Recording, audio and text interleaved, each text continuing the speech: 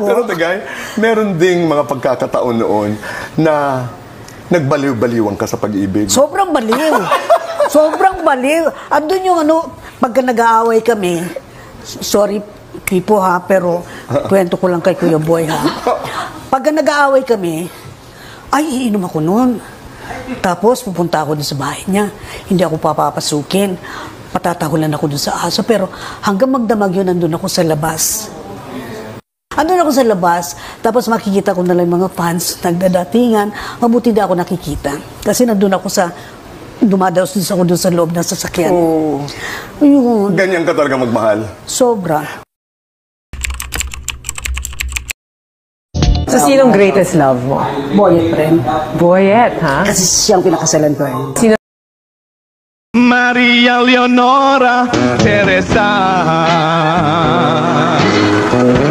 was not alone. She had both of us to love her, as we love in a world of my own.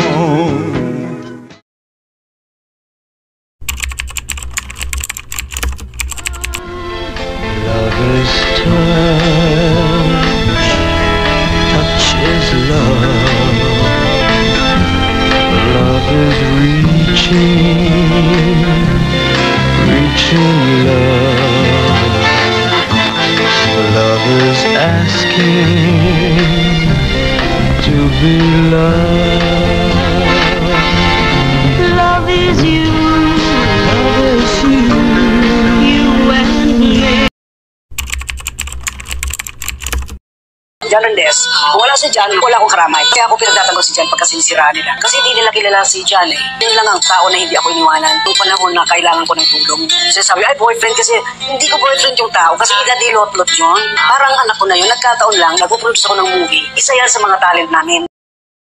Love is reaching love.